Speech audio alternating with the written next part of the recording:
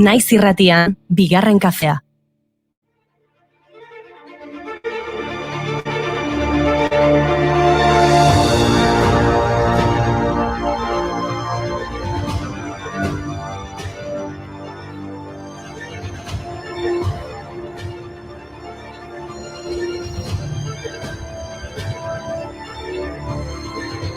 Iritsi da ostirala, astea joan zaigu hartu gabe, ASMR-a, Carlos Peñi gerilaria, Gentillak, Xabi Solanoren trikitiza doinuak, Donaren identitate kontua, Kanpotiarren bizitza jasangarriak, Zaratustraren ideiak, Estankonaren mistizismo literarioa. Hori guztia egin dugu? Eta horri gaurkoa gehitu behar zaio. Agurtzane belautzaranekin Iranera bidaiatuko dugu. Magikoiko etxea elkarrezketatuko dugu. Ta Kontxita Beitea eta Marimi Ugalderekin hitz egingo dugu.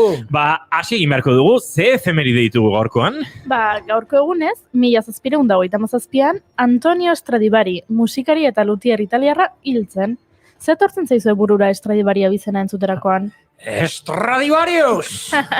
Horixe, bere izan zen ari instrumentuen sortzaile ezagunena. Entzun, du nau?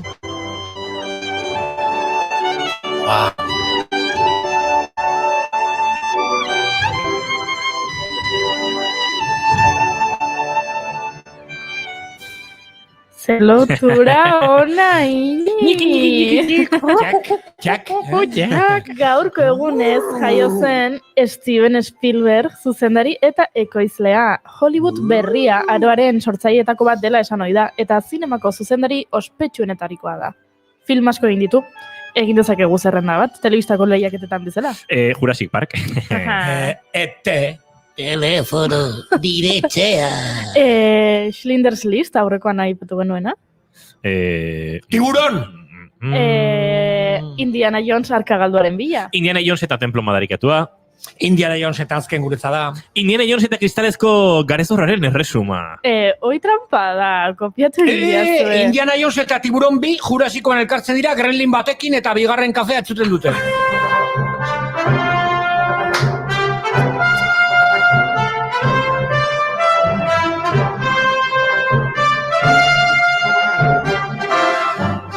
Zorionak Steven Spielberg eta zorionak Brad Pitt, nire anai askotan esan diate Brad Pitten antza ez daukadala. Duela 57 urte jaio zen aktore estatu batuarra. Duela urte batzuk zurrumurru bat zabaldu zen. GQ aldizkariak idatzi zuen Steven Spielbergek film bat egin bertzuela eta Brad Pitt izango zela protagonista. Eta bazirudien Brad Pittek jainkoaren papera egin bertzuela. Hollywoodeko zuzendari ospetsuena, aktore ospetsuena, asko sinetsi zuten, baina dena gezurra zen. Fake news edo Naked News? Ez. Oh my god, jainkoaren papera. Ez, hori fake news da. Gero esango dizut, zer da Naked News bat. Zegera, sintonia berriarekin gatu. Bueno, Mai, beldurra ematen diuzu ideia eroiekin.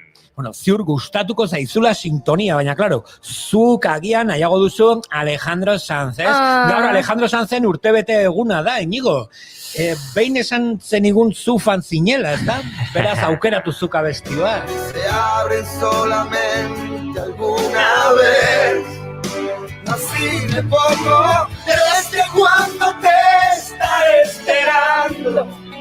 Desde cuando estoy buscando. Txistako. Zue bakizue azken futboleko mundiala, sintonia ofea edo sintonia ez ezagunena Alejandro Sanzena zana. Bakizue zein? Corazón, partido. Opa! Ahora puede parecer atrevimiento, pero es puro sentimiento. Por favor. Nahikoa da. Vale, pixkak maia jisteko, bestela zatigute oso... Motibotite, gala. Baina oiona da, Hoxe. Gaur beste abeslari baten urte zitzeguna ere bada, Christina Aguilera. Ekuadortar eta Irlandar jatorriko pop eta rhythm and blues abeslari dantzari musikagile eta ekoizle estatu batuarra. Ta galdera bat, ez du abestu inoiz Alejandro Sanzekin? Nik ez dut topatu, baina, eske Christina izar bat da, berak bakarrik horrelako gauzak egin ditu entzun.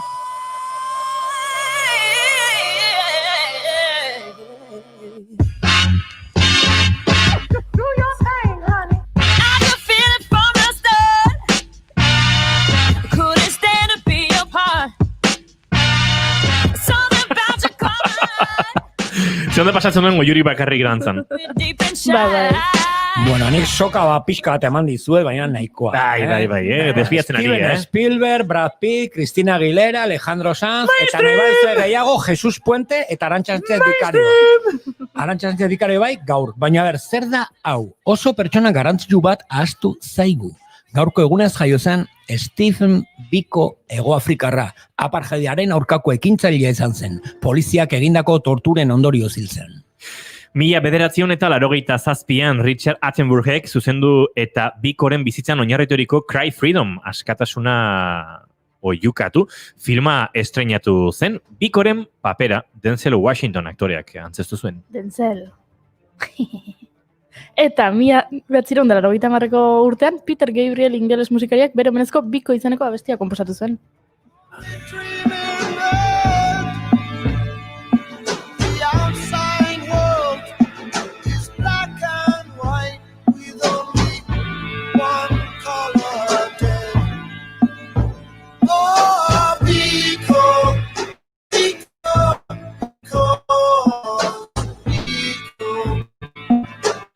Mazo.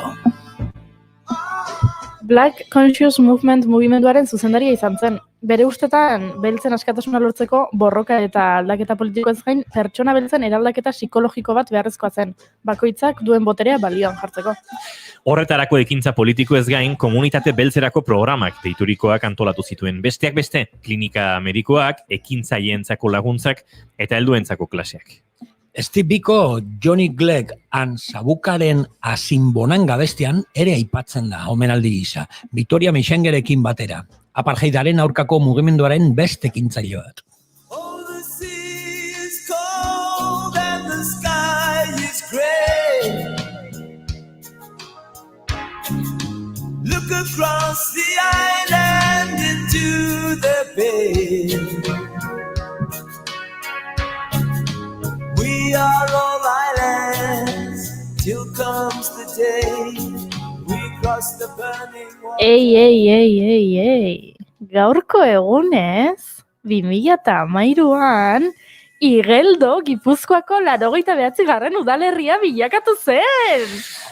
Bai, baina 2016ko urtarrilaren 27an auzitegi horrek berak desanexio prozesua behin betiko bertan bera uztea erabaki zuen.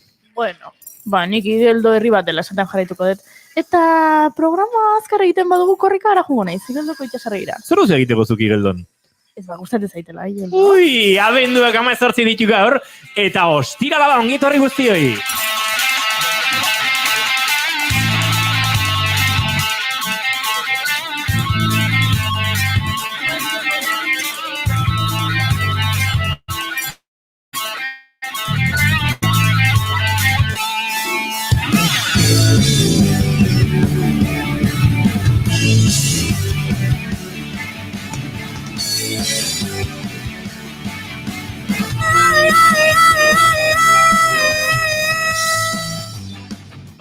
Zuekin, Nick Fusaren Jainko Goiztiarra, edo Jainko Lurtiarra, edo Euskal Zer, mai! Oh my Gorostiaga! Oh my god! Jainko! Berriro segatuko garatzen, nire gustatzen gehiago. Hasiko garriro, aldapa geisten motorra hartzen dut, bigarren motoa, turmaleta geisten! Segituan konektatu berriro, Euskal Herriko itzuliko 7. eta azken etapa gaur bigarren kafean kontatzen ari garena, baina Jainko Lurtiarretan Jainkosena edo Lurtiarrena, Goiuri Ezeiza Arandia! Arratxaldeon, ostirala, mantalak etxera! Eta laizter izango du gurekin exur berrituta. Agurtzane belauntzara nizketan ari zaizuena hau. Inigo Asensio da, gaur saioak 116 ditu. Eta abenduak 18 ongitorri guztioi bigarren kafera. Naiz irratiaren sintonian zarete.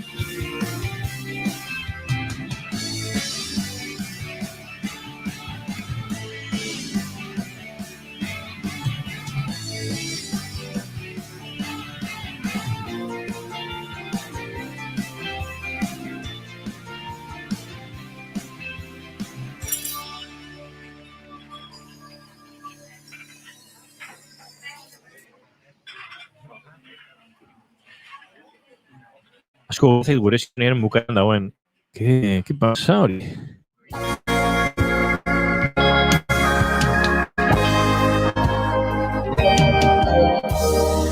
Lauak eta 10 minutu esan da bezala naiz irratiaren sintonian bigarren kafearen 116garrena eta bazkaltzen ginela entzun dugu All of Me kantuaren bertsioa. Bueno, All of Me asko daude, klasikoa, jazz estandarra, baina hau Jack Kerouac egiten du reggae giroan, oker espanaiz, John Legendetan oinarrituta. Hoi da, osan da. No kidding, I can't pin you down.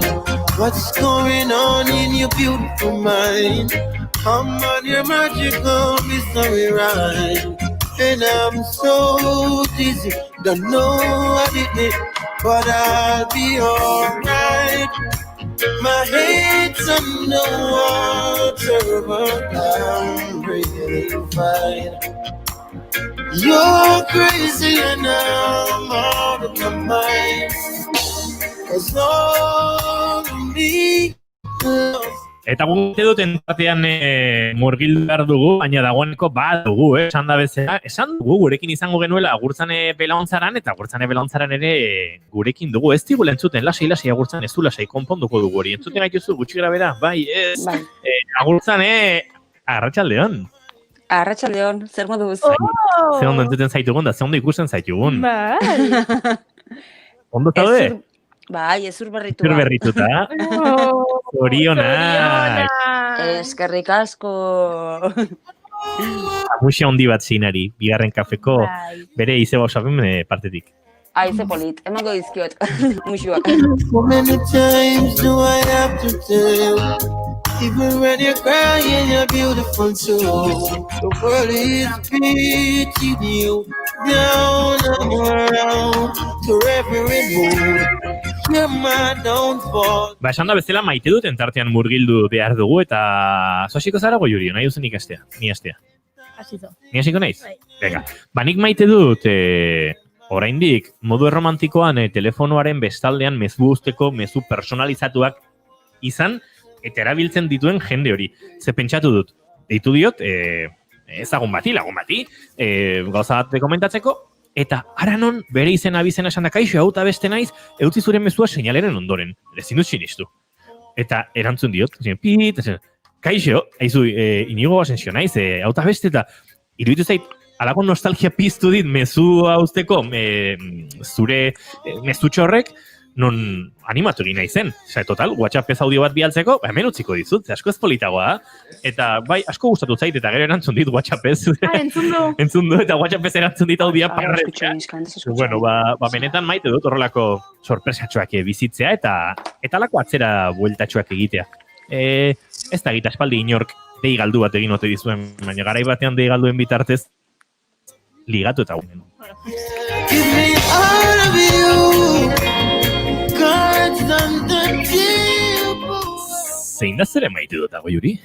Ba, asteazkenean, gure lankide Iñaki Lasak, Bai? esan zuen, bere maite dut azala urte amaierako zerrendak egitea, edo, bueno, bai, pixkat hausnartzea urtean, ba, ze pasadan, bueno, horri buruz.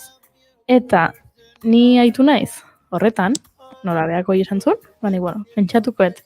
Eta, bueno, atzera behi da, jarri beharren, jarri naiz aurrera behi da. Zer eskatzen diot 2021 urteari. Edo, zer eskatzen diot nire buruari 2021 urtean hobeto esan da. Eta konturatu naiz, lehen urtean eskatzen dituen gauzak eta urtean eskatzen ditudan gauzak oso desberdinak direla, eta gehiago gustatzen zaizkitela urtengoak, Bai, eta hoi maite dut. ze ona. All of you. Ooh, girl, I give you all of me. Ooh, baby, you give me all. Mai, zure maite dut zein da. Bai, jo, gelditu naiz pentsatzen zuekin. Kontestadorea imaginatzen, kaixo, Inigo Asensioren deitzeko aparatua naiz, eta mezu bat utzi nahi dizut. Justo kontrako. Hori bai iraultzea, Bai, kurioso. Bueno, nik, eske hau umen logikarekin dijoa lotuta, ez? Eta nik maitut, umeek daukate logika. Bai, logikoena da logika hori. Pedaztelenen adibidez nire semearekin, alai, 7 urte ditu, eta ikusi genuen albiste bat, ez? Txinatarrek sonda bat bidali zuten ilargira, eta ilargitik ja badator sonda hori, hartu ditula 3 kilogramo materiala, ilargiko materiala ikerketa bat egiteko, analizatzeko edo ez dakiz ere, ez? Eta orden esplikazio horiek ematen nire semeari, koete bat bidali zuten, hartu zuten material harriketa, eta guen etortzen da berriro 2 kilokin, analizatzeko eta bapaten nire semearen arpegia aldatzen da, eta serio esaten dit. Baina orduan, ilargi betea ez dugu inoiz izango, ja?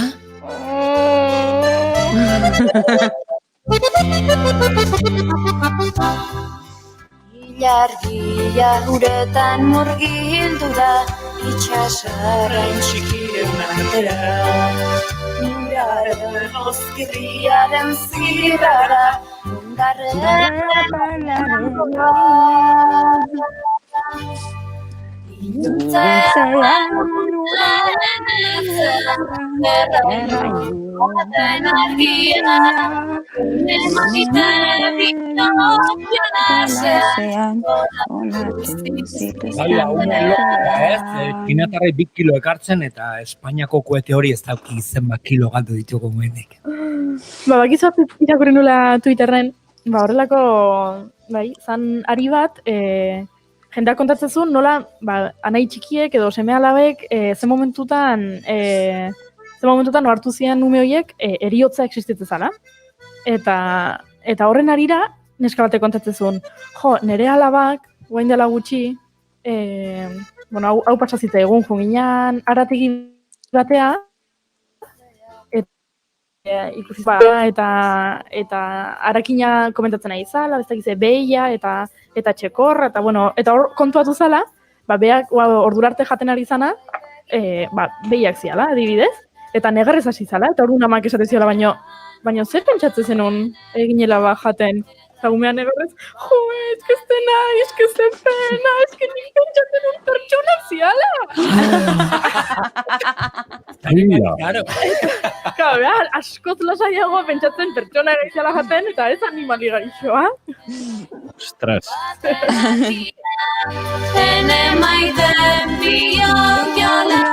Mata dizentzun dute umeak jateko maukoak azaude.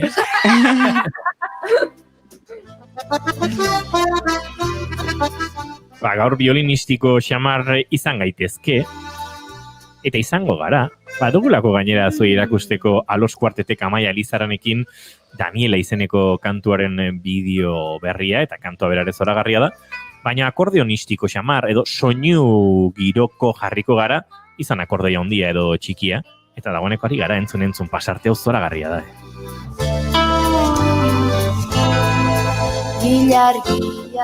Gainea, Daniela pieza hori, Xabi Zebirio konposatu zuen bere alaba jaio zen, Daniel izenekoa. Eta bendako agurtane, guaintxe, ama bilakatu da. Ama ja, urdun gatu zanen, ja ama bazea ez? Ez tokit, baina bendaukagu agurtane. Ondo zaude agurtane? Oso ondo, bai. Ezur berrituta eta inder berritzen. Zein da zure maite dut, agurtzane belontzaran? Musika hau entzun ostean, guatu naiz berbenataz, aztu zezkigu berbenak ez, eta plaza giroko festa horiek ez, herriko festak, eta ilargia kantu entzutean imaginatu naiz, ez dakit, berrobiko, berastegiko, Euskal Herriko edozein plazatan lagunekin abesten, eta hori dena ematen ez, eta kantuak daukan energia positibo horrekin ez, minak eta azteko, eta terapeutikoa ez, eta lagun honekin juergan, abesten, euskal giroan, hori da nire maite duta, ze aspaldian ez dut egin, eta ez dakit noiz egin gugan. Martxa hontan. Zalantzari guk ere maite dugut, esango nuke, hori azken hilabete hauetan saio hontako maite dutetan agertu dela inoiz, alegia jende gehiago, baduela dantzarako, imaginatzen dut, nik uste, horten beraztegin jaiak erromerita guzti ez dira izan? Ez. Jaiak, erromeriarik ez. Ez hori da, programazioak izan dira. Noiz izan dan azken erromeria ez, ikusi duguna, edo bizi izan duguna. Atzera egin behar, eta hori faltan botatzen dugu zalantzari gabe.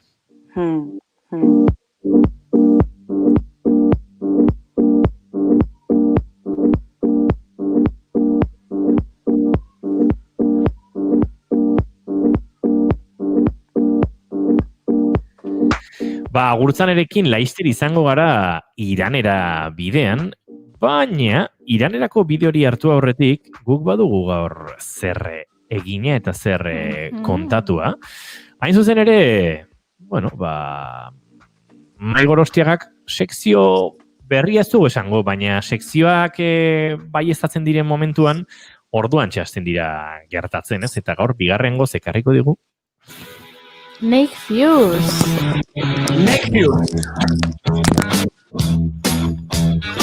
Zergatik abestu hau galdetuko duzu zuen buruari. Jan orkamatzen duen zein den. David Bowie handia. David. The Young Jenny abestia. Young Geneti dedikatuta. Eta zein zan Young Genet hori? Bihar 110 urte jaio zenetik Young Genet. Idazlea, dramaturgoa, poeta. Bizitza oso gogorra izan zuen Young Genek. Bere ama prostituta, 10 urterekin lapurretan ari zela akusatu izan zen, naiz eta inozente izan. Kartzelan hainbat aldiz egon zen, aurrerago Young Genet lapurra bihurtu zen nahita. Eta esaten zuen horrelako zer, gizarteak lapurra bezala identifikatu dit, beraz hori da gizarteak nahi duena nigandik. Gartzelan, aipatu dugun bezala, gartzelan hainbat aldiz egon zen, eta bertan hasi zen idazten. 1957 kadena perpetuara zigortuta izan zen. Hainbeste idazle, artista eta intelektualak, Jean-Paul Sartre edo Jean Carné, esate bateko bere eskatasuna eskatu zuten, eta azkenean libre utzi zuten, Young Genet, eta inoiz ez zan bueltatu gartzelara.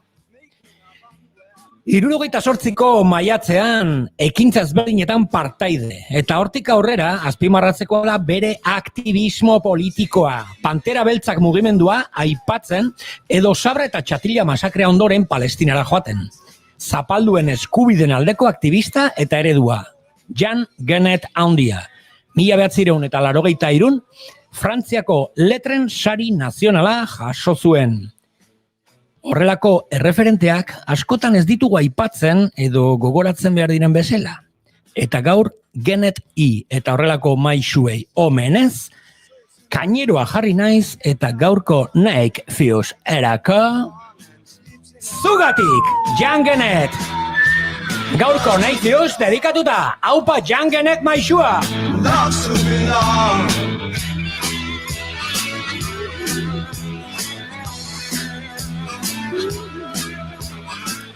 Eta garai bateko irratian bezala horrela itakoan jeisten da musika. Ez dakit gitarraren bat egongo da gertu, porque segurazki gitarrak laguntzen dit gaurko Naked Views iteko. Hara? Biramendo bat hau? Hara? Magia. Irratianen magia. Bagoazen gaurko Naked Views arekin. Gogoratzen zer zan Naked Views? Bale, gogoratu Naked Views gezurra hutsa dela. Justo fake news kontrakoa. Gu badakigu Naked Views gezurra hutsa dela. Baina agian barruan nordaki. Bagaurko Naked Views bota baino lehen, gogoratu behar dugu gauzatxo bat. Alberto Garzón, kontsumo ministroak, esan zuen, oendala gutxi, 902 prefijoa, daukaten prefiko zenbaki guztik debekatuto dituela. Por justizia sozial debekatuta geldituko zirela 902 prefijo daukaten telefono guztik. 902 prefijoen atzetik ez dago gardentasun handia, zehazki. Eta atzo gauean bapatean, etxeko sofan, telebistan zapeatzen, ETB jarri nuen. ETB bat, ETB bi, ETB iru, ETB lau, eta ETB daukaten kanalak guztiak. Maratoi bat edo 5 maratoia kanal bakoitzean bat, edo horrelakoren bat agertzen zan pantailan. Eta ze ikusten dut, eta deia solidarioa egiteko telefono zenbaki bat jartzen da. Eta zenbaki hori nola hasten da? 902kin! Baina lasai. Ez negar egin 902 berriz. Ez negar egin negarregin. Bederatzi 02. Osasun publikoak dirua behar badu, ez handitu bere aurrekontua, ez. Maratoi solidario baten bidez finantziatuko dugu, eta denok pozik, lasai. Ez negarregin. Bederatzi 02. Txin, eta hori gutxi izango balitz, Osakidetzak aportazio bat jarri du maratoi solidario honetan. Ez alda flipantea. Osakidetzak dirua aportatzen, dirua faltan botatzen delako. Norbaitek ulertzen du, baina lasai, ez kezkatu. Ez negarregin. Bederatzi 02. Ez negarregin. Bederatzi 02. Eta hori gutxi izango balitz, Bob Marleyen abesti batekin lagunduko dugu. Bob Marley, jamaikarra. Bob Marley, marihuanaren ikurra. A ber, marihuanaren erabilera terapeutikoa oraindik ez da legala. Eta guk dirua eskatzen Bob Marley abesti batekin. Baina lasai, ez kezkatu. Ez negarregin. Bederatzi 02. Ez negarregin. Come on! Bederatzi 02. Eta horregatik hauxe da gaurko Nake Fuse A. Hor dijoa, Nake Fuse.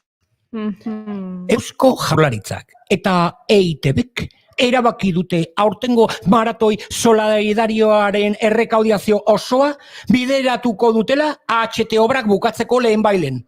Eta modu berean, AHTko aurrekontuak eta gainerako gastuak osasun publikorako berbideratuko dute. Juhu! Ez negarregin. Bederatzi 02. Ez negarregin.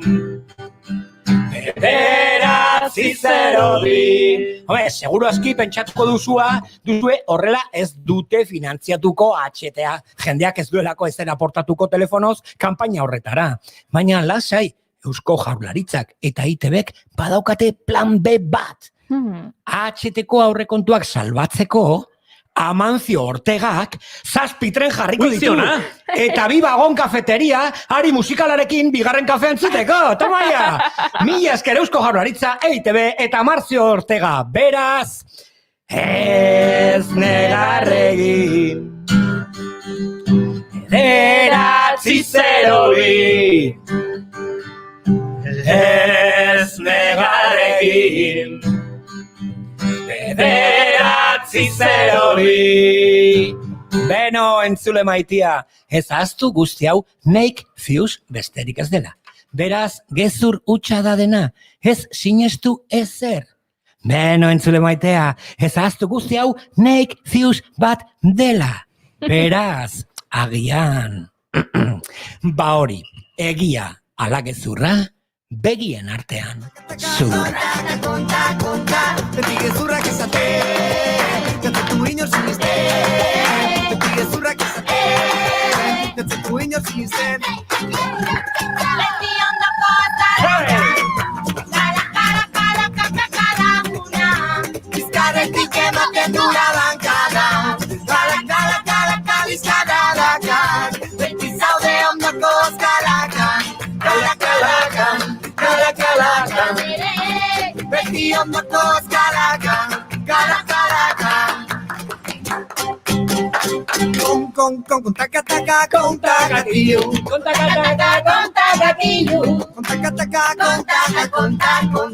Beti gezunak kontatzen. Kontakataka, kontakatilu. Konta. Ez dakizunak kontatzen. Kontakataka, kontakatilu. Konta. Beti gezurrak esate. Jatzetu inor sinisten. Beti gezurrak esate. Jatzetu inor sinisten. Beti ondoko azkalakan,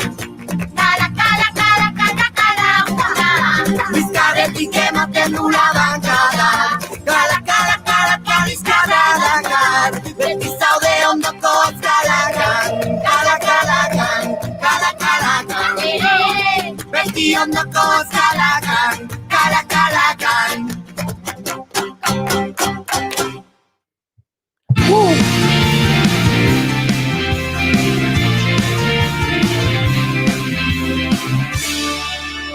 Emaiozu bigarren aukera bat egunari. Naiz irratian, bigarren kafea.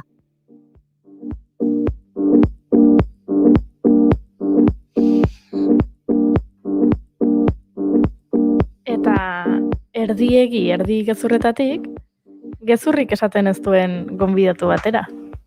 Agurtzane Belantzaranekin ostiraletan bidaiatu egiten dugu, naiz eta elkarren estudiotik mugitzen.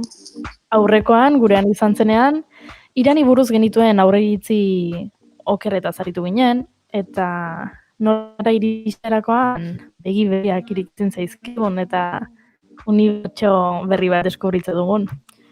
Eta asko gustatu zitzaigun unibertso hori. Asko gustatu zitzaizkigun Teheran edo Isfahan hiriak, eta gogoekin geratu ginen, orduan gaur Agurtzanek 4 liburu aurkeztuko dizkigu, Iraneko literatura edo Iran herrialdea hobeto ezagutzeko. Irakurtzea ere bidaiatza delako.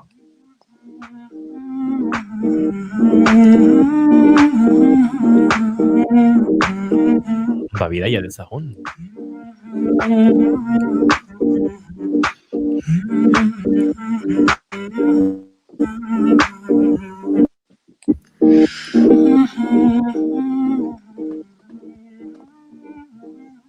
Agurtzane, aurrekoan ez zigun denbora eman, baina zuk bazenituen prest liburu batzuk, ez da?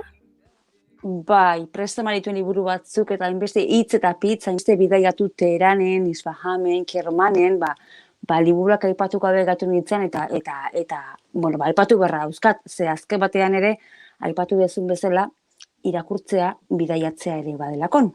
Orduan, ziurrenik zuen artean ezaguna izango da, Marjan Satrapi eta Persepolis liburua bi hemen daukat nik hemen, komiki liburua da, novela grafiko bat, eta egia esan da oso liburu irakurterra azkenen komiki modukoa da, eta Marjan Satrapiren bizipenak dira, bere haurtzaroa, Teheranen, nolabait oraindik ere erregimen islamikoa sartze aurre hortatik enez, bere haurtzarotikan, eta gero nola aldatzen dan, bera da oso famili, posizio honeko famili batekoa, oso irekiak dira, politikoki,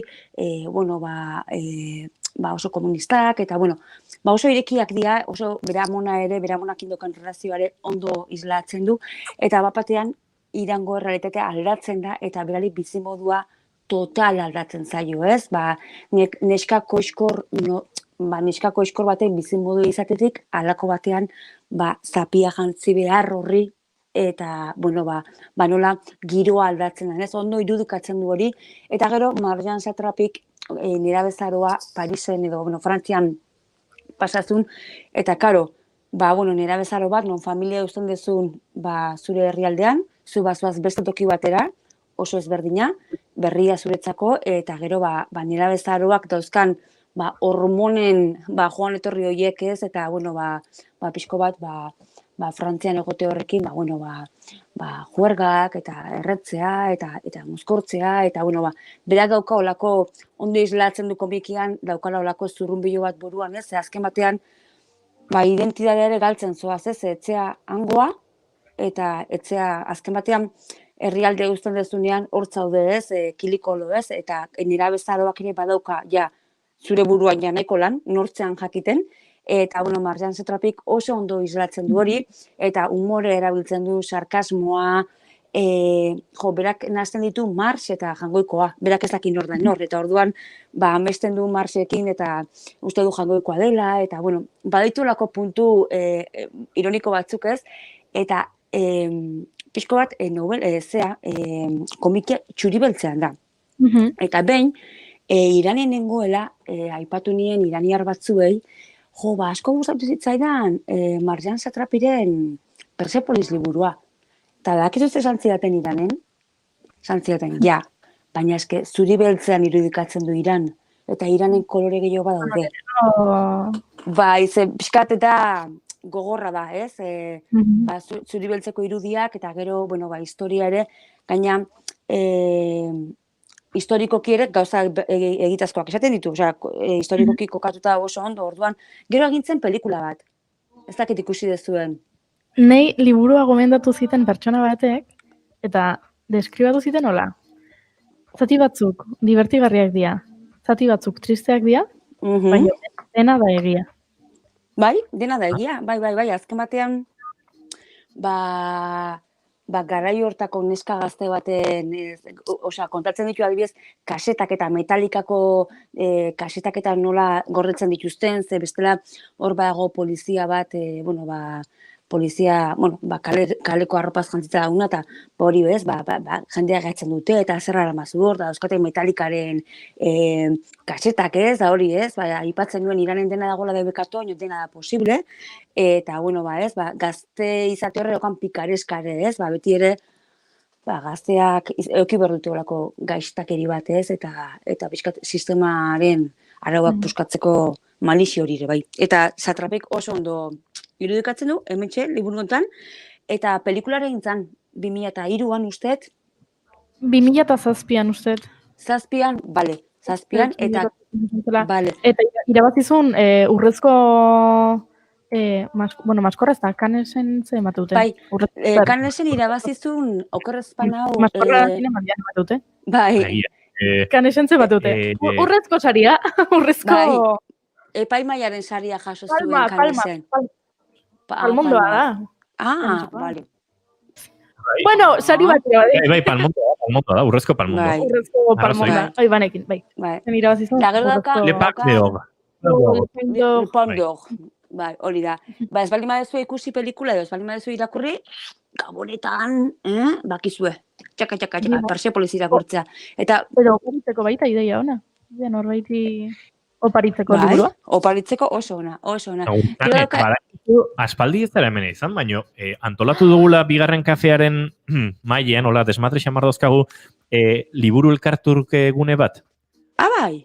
Eta hemen kolaboratzaile, orkezle, lagun, elkarrezketatu, jendea etortzen da, eta uzten ditu, eta eramaten ditu, zerrendatxo bat daukagu jakiteko nork eramaten duen txukuntxuk. Eta bai, bueltat eman, zeuze gozapolita du, geneuka eta ia ez dago, eta irania farokzaren liburu. Baina hartu digute. Zeinek hartu du, Oianek. Oianek, itzeliko du, harapatuko du. Ze ona. Beno, eta gero, aipatu nahi nuen ere, idazle berdinak dauka liburu bat oso ona, gaina novela grafikoa da, komikioa da, izena du Bordatuak. Eta da, bere amona, bere amonakin aipatuet zeukela oso relazio estu ez zeuken. Orduan, Iranen tea hartzea oso ohikoa da, arratsaldean tea hartzeko egatzen dira, orduan, emakume juntatzen ziren tea hartzeko edo juntatzen dira, eta berak gogoan ditu bere amonak, bere lagunekin zeuzkan konversazioak. Orduan ziren, emakume arteko konversazioak pikareskaz beteak, sexuari buruz hitz egiten, gizonari buruz, oso libre hitz egiten zuten, eta benetan da, oso irakurterreza eta barregarriare, ez? Humorekin, eta Iranen ere badago humorea, ez da dena zuri beltzakoa. Orduan, hori, Marjan Satrapiren Persepolis eta Bordatuak liburua, oso na. Pitxerora.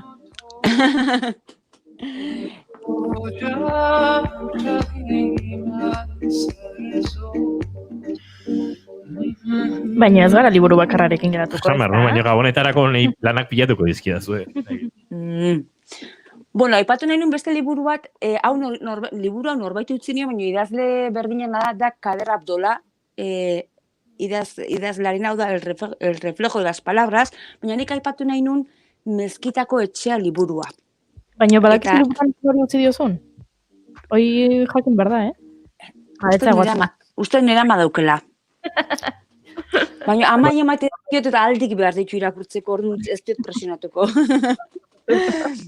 Baina liburu hau da, benetan, liburu hau Mezkitako etxea irakurtzen baldin baduzue, Irango historia, baina da, liburu historikoa, eta ere da idazlearen esango nuke badaukara autobiografia zantzuak baditula, ez? Ze azkenean idazleak orain idazlea herberetan bizi da, eta berak Iran utzizun, eta bueno, liburuak bizati ditu, ez? Pixko bat, idazlearen haurtzaroa da olako kapitulu bat edo, non olako Iran goixo bat aipatzen duen mezkitako etxean bizi dira, mezkitako etxean ere agaian bizi da, aga jauna bizi da, eta bera da zokoko alfombra saltzailea, badaude pertsonaia ezberdinak oso ondo landutako pertsonaiak, ofizioekin, ohiturekin, Irango ohiturak eta ondo irudikatzen diena,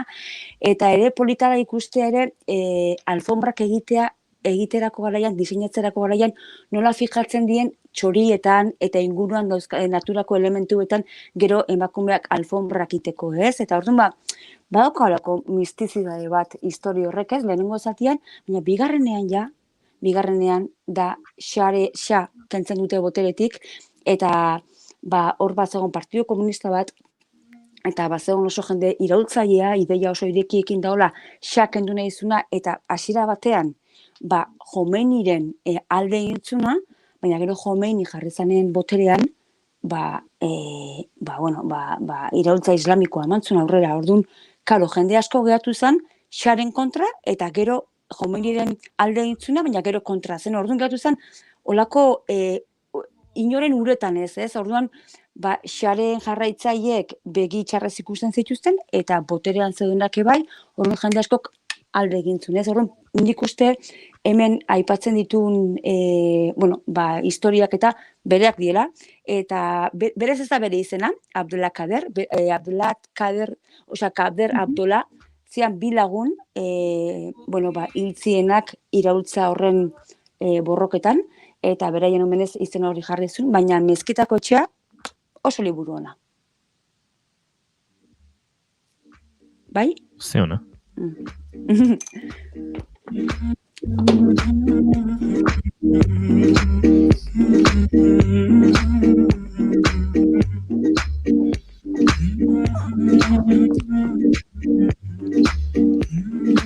Etxeko lanen zerrendara apuntatuta, baina baditugu gehiago, ez? Luzatzen ari zaigu. Ai, bukatu behar dut? Ez. Bale. Guri egura luzatzen eginkizunen zerrenda. Bale. Bueno, hemen daukat, Azar Nafiziren Teheranen Lolita irakurtzen, edo Reading Lolita in Teheran, eta emakume hau Azar Nafizi Teherango Unibertsitateko irakaslea zen, Ingeles Literaturako irakaslea zen, eta Iranen beloa ematea, buruan zapia ematea, derrigorrezkoa bihurtu zenean, berak esan zuen, ez, berak ez zuela belorik emango. Orduan zer izan zioten? Ospa hemendik. Orduan orain Estatu Batuetan bizi da, eta bera irakaslea zen bitartean, liburu hau ere, benetan bere bizipenak kontatzeko idatzi zuen, bera irakaslea zen bitartean, bere 7 ikasle, gonbidatzen zituen bere etxera, pixka bat ikasle hobenak edo moderno, mitzate, belorik gabe edo ibili nahi zuten neska horiek, eta irakurtzen zuten Lolita, Jane Austen, irakurtzen zituzten literatura ingeleseko klasikoak, eta, bide batez, holako irakurle klub bat egin zuten, klandestinoa, inoketzekin. Hau da, batzutan neska batzuk beranaiak ematen zituzten alea, baina neskek ez zuten esaten zertaz joazten. Ze agian bestela etxean etzieten utziko joaten, ez? Irakurle klub honetara. Eta orduan Azar Nafizik 7 ikasle hauekin, bizitako bizipenak kontatzen ditu, eta nolabait ere literaturan, batzutan kosta egiten irakurtzea, ze emakume honek literaturaz badaki eta eduki behar dezuelako base bat edo, ez? Oinarri bat ulertzeko, ez? Baina, benetan... Liburu irakurtzeko Nabokoven Lolita irakurrita eduki behar da? Edo ez da beharrezkoa? Agian jakitea nundi dijon Lolita, bai. Ez? Lolitaren bestela, irakurrita balin badugu, hobe, ez? Pixko bat ulertzeko, ez? Eta oso iraultzailea izan zen, noski Iranen ez da posible liburu hau irakurtzea, baina, bueno, Irandik kanpo gaudenak, pixko bat ulertzeko ere badela beste Iran bate bai, ez? Agian erakusten ez degutena. Bai.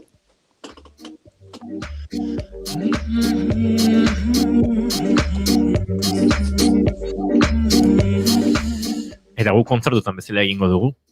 Beste bat, eskatu. Beste bat. Azkena, bai. Bueno, orain ekarriko dut gogora idazle bat, baina Amerikarra da, bea. Ziur aski askok ezagutuko duzuen Noah Gordon da, bea. Eta agian irakurri duzuen medikua liburua, El Médico. Bai. Edo entzulek agian irakurri dute, edo, bueno, bada liburua eta bada ere filma, eta, bueno, 11. mendean kokatzen du historia, eta, bueno, hau ja eurozentristagoa da, ez? Baina, ulertu behar dugu ere, idazlea Amerikarra dela, orduan, bueno, barkatuko diogu, ez? Baina, bueno, baina kokatzen, mutiko ingeles batek mediku izan nahi du, eta entzuten du, Isfahamen badela mediku bat oso ona, eta orduan berak ekiten dio Inglaterratik Isfahaneko bidaiari, ekiten dio, ze berak mediku horrekin ikasi nahi du, mediku entzutetsu horrekin, eta mediku entzutetsu hori Ibsina da.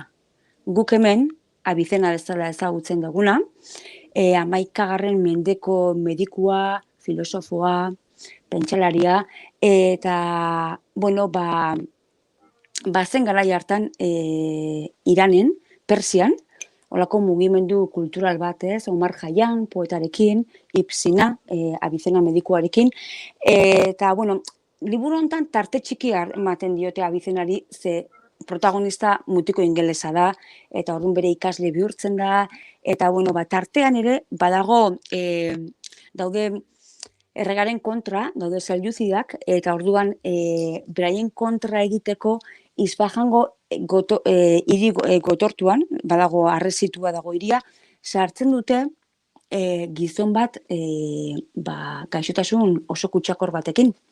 Orduan ja ezagunen gozaizu, ez? Orduan sartzen da gizon bat gaixotasun kutsakor batekin, da jende hiltzen hasten da. Orduan egiten dutena da 40 aldia. Sartzen dira denak etxeetan, besteko, ez? Orduan ere bazien 40 aldiak, ez dugu ezer asmatu. Honen arazoa da, nik askotan, eta nik uste jende asko irakurtzen dula pixkat errealitatetik ihes egiteko. Eta liburu honekin, guaingo errealitatetik ihes egitea, Zaila da. Zaila. Bai, egia esan, nik filma ikusten duela gutxi, eta esaten nuen, hau ikusi izan duela 4 urte esan nuen, ze exageratuk, ez? Baina gaur egun esatezu, gu bizitzen ari gira, ez? Eta, bueno, egia esan ez dio igual, gero liburuan, pelikulan eta liburuan Abizena suizidatu egiten da, bere buruaz beste egiten du, baina hori ez da horrela, hori azken batean idazleak dauka gauzak asmatzeko karta librea, ez? Baina ez zuen bere buruaz bestein, berak lanean jarraitu zuen, aztertzen, medikuntza aztertzen, gizagorputza aztertzen, eta berez, garai hartako mediku oso prestigiotsoa izan zen, Irango Ibsina, eta badut bere esaldi bat, hementxe gainak garai hauetan oso ondo etorriko zaiguna, bida pasadila urteak ez, beha 980 urtean jaio zen, eta goin 2020an gaude, baina berak orduan esatezuna eta gaur egun aplikatu daitekena, hauxe da. Gaixotasunaren erdia imaginazioan dago. Lasaitasuna erremedioren erdia da. Eta pazientzia sendabidearen hasiera. Wow. Hori Ibsinak zion, Abizenak medikuak zion, orduan, zuekin bidaiatu dugu gaur egungo Irandikan, 10. mendeko Iraniraino. Eta ze gustora egiten dugun beti. Bai. Bidaia. Ibsina horrek zer ikusirik izan da gurtzen, Bai, noski, hemen daukatu zinen, begira nire zina txikia, hemen dago titian. Hortze zenuen. Hau da nire zina txikia, bai. Bai, titian dago. Bueno, muixo handi bat zinari eta zuei bioi. Eta Eskerrik asko. laizzer ikusten dugun aurrez aurre, Bai, kaletik zina bada ere, txikia. zine Bai. txiki hori. Bai, Muxo ondien dut, Gontzane. ondo izan, agur, Asko, jo, aio. agur, agur.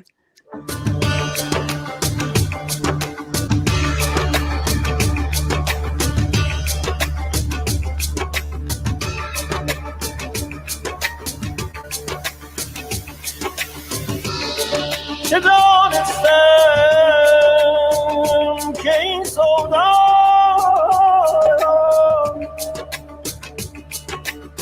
You don't understand, King Soldier. Garoz insan kılar Mecnun.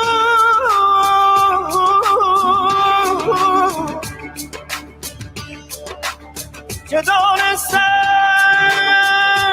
King Soldier. Garoz insan kılar Mecnun.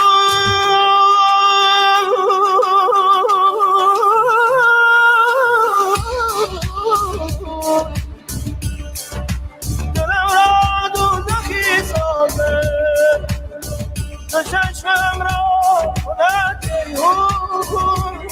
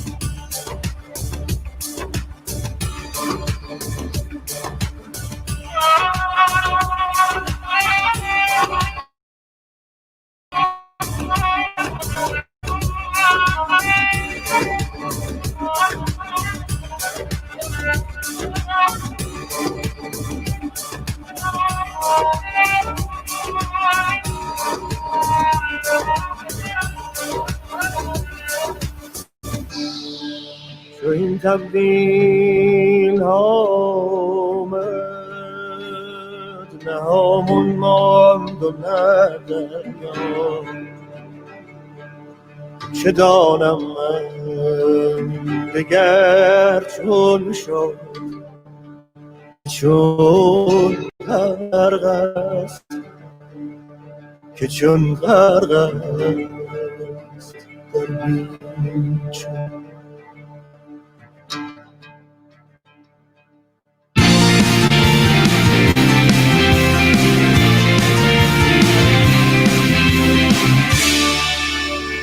Bigarrenak ez direlako beti okerragoak, bigarren kafea.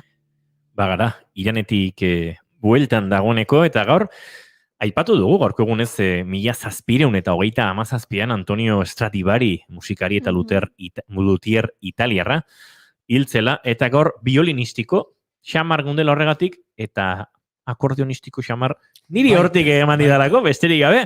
Bipolinena barkatu gozta, etorritze burura, behin irakurri nuen artikulu bat, esaten Stradivariusen soinu eder hori, etortzen zala perretxiku baten gate, da egola ontxo bat, edo horrelako zer egurrean, eta horregatik dauka sonoridade hori.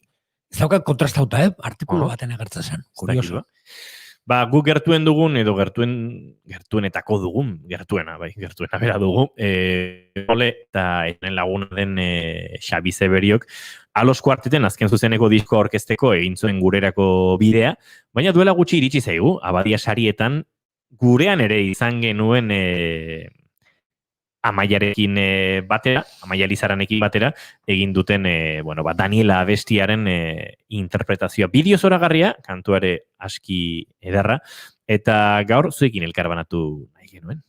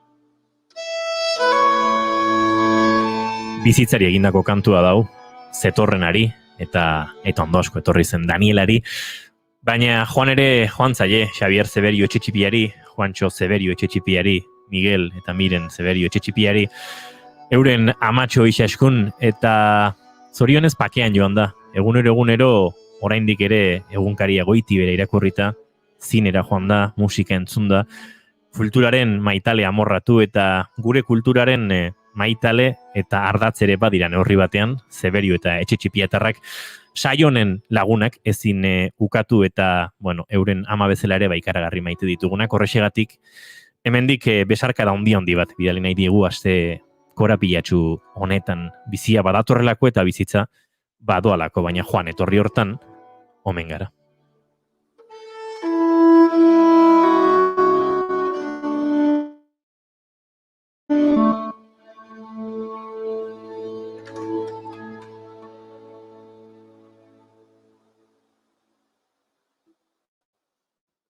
Naiz irratian, ez zaizue gertatzen igual norabaita hartzen dezuna, eta kaixo, bai, nor da, eta naiz irratia naiz,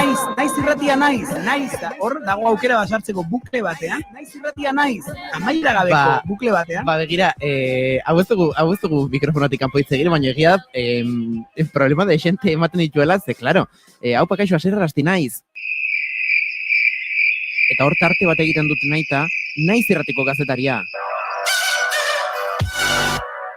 Bestela, claro, zuk dena entonazio berdinean esaten baduzu, haupa kaixo egunon, asierrerasti naiz irratiko kazetaria. Esaten du, ez pixkat iztotela edo zarela. Hau euskaldun berria da. Kaixo, asierrerasti naiz irratikoa. Naiz irratikoa. Ni zautzen du tipo bat, deitzen dena I am. Oh, no. Eta hau egia da, ingelesezko klaseetan, what's your name? Eta I am, esate zen. Eta irakasleak, esate zion, oh my god! A ber, ez dezu ulertu. A ber, igual ez dezu ulertu zu. Nire izena, aian. Bai. Asteburuko aria. Larunbat eta igandetan, goizeko 8:00 12:00. Naiz irratia.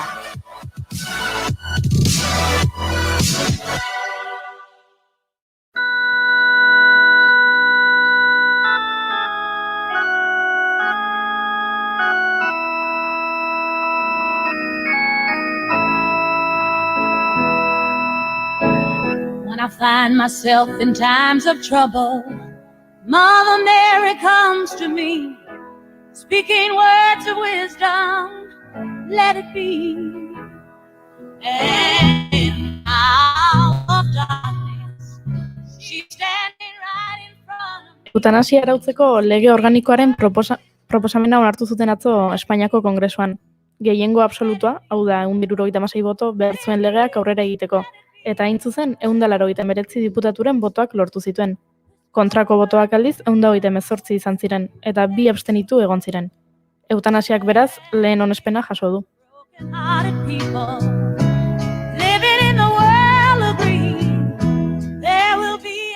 Horregatik esan dezakegu atzoko eguna historikoa izan zela. Gure uste apalean behintzat, eutanasia baimentzeak giza eskubideen defentsan pauso bat gehiago ematea baita.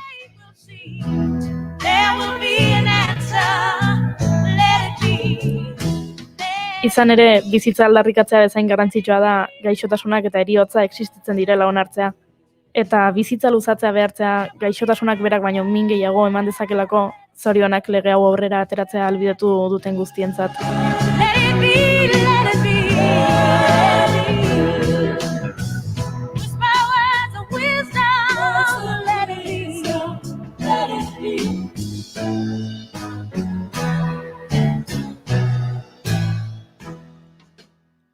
Eta horretaz hariko gara, Kontxita Beitia eta Mari Migo galderekin.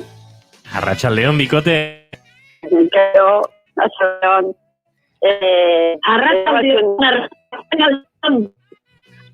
Lehenengo esan behar den ere, Izaskun Etxetxipiaren agutzean elkartzen naizela. Batxilergo guztia egin nun, berarekin Tolosako kolegioan. Eta gero ere harreman handia izan dut.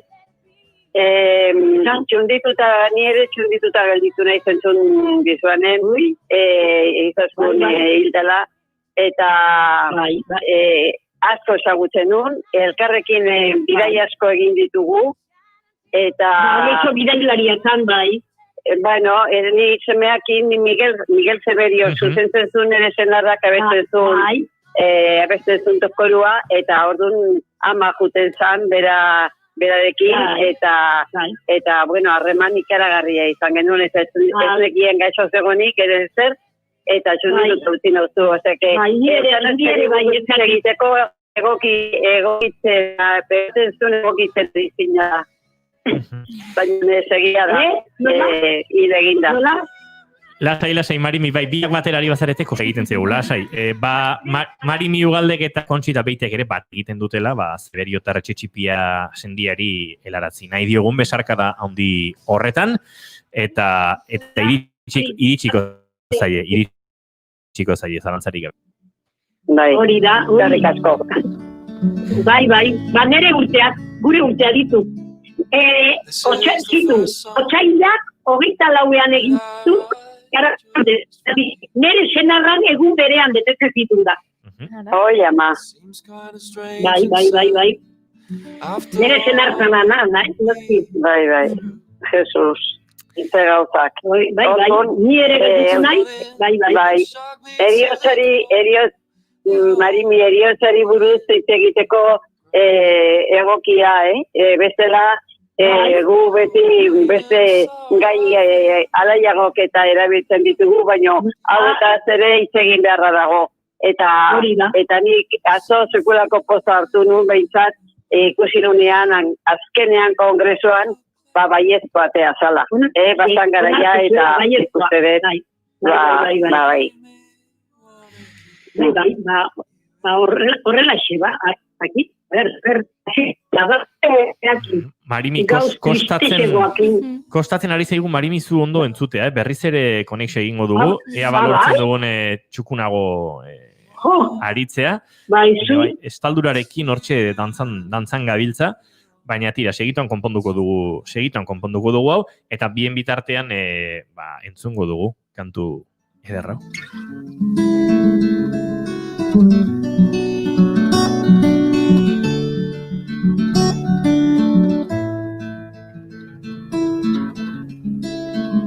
I hope that you'll find all you need to be happy.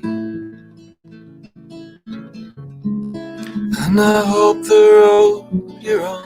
Beno, baipatu dugu eutanasia arautzeko lege organikoaren proposamena onartu zutela atzo Espainiako Kongresuan, eta bada pauso bat, eta galdetu nahi diogu lehenengo Kontxita Beitiari, Marimire hor dugu, baina lehenengo Kontxitari, zer suposatu zuen honek, zuretzat edo nola bizi izan duzu Kontxita, azken urte hauetan lorpen ontarako borroka luze eta gogorra izan baita, hainbat eta hainbat esparrutatik, eriotz duinerako eskubide hori aldarrikatu nahien. Bai, nik uste dut oso borroka gogorra izan dela, eta zenbait familitan sekulako sufrimentua izan dute, eta bueno, eta izan dugu, kasuan ere izan zen, paliatiboetan tratatua izan zen ere zenarra, azkenengo egunetan, eta bueno, horri esker aguantatu genuen eta aguantatu zuen berak izakoak, baina ikusten genuen beste zerbaiten beharra. Eta nik ezagutzen dean pertsona bat betidanik, gaztegai ginean garaiatik ezagutzen nun, eta ziroa izan da beti, baina jubilatu zanean, aspalditxon, pentsatu zuen, ingenieritza eta zientzia eta hori oso ondo dagoela, baina asko gustatzen zitzaiola antropologia. Eta izan esango dut, Iñaki Olaizola da. Eta Iñaki Olaizola gainera jartzen baldin badegu interneten, izena bakarrik jarrita, han ikusten da, bere borroka nolakoa izan dan, honi buruz. Eutanasia legalizatzeko eta ze arrazonamendu ikaragarriak eman dituen, eta nik uste dut oso garrantzitsua dela hor berak izandako zenbait gauza. eta norbaitek nahi bali badu, badago bere tesi doktorala, eta horrela deitzen da. Transformaciones en el proceso de morir, la eutanasia. Una cuestión en debate en la sociedad vasca. Hori izan, bere doktora hutsa egin zuen, psikologia bukatu zenean, eta gero, eta oso gauza interesgarriak ikusi ditut.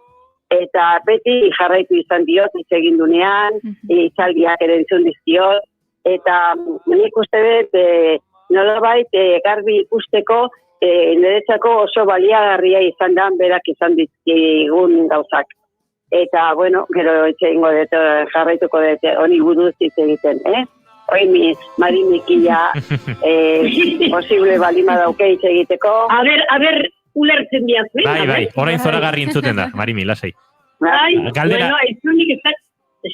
Bai, galdera beretsua zuretzat, ez, nola jaso zenuen berria, eta batez ere, azken urte hauetako borroka hori ere, nola bizi izan duzun, edo ze sentitu zenuen? Bai, erdiakin hartu nunazo, esan zutenean, irabazi edo boto gehiago izan zirela, alde aurka baino. Hala ere bakar batzuk izan dira, beti izaten da jendea, ez duna nahi, iturri horrei jarraitzea, ez? Baina, bueno, eta ikusten da hor, eutanasia hitzak beak esaten duen bezala, ez? Dala, eriotz atsegin bat, eta sufrimendurik gabe, emateko persona batei bere kabuz, eskatu dulako, edo beste baten laguntzakin, ez?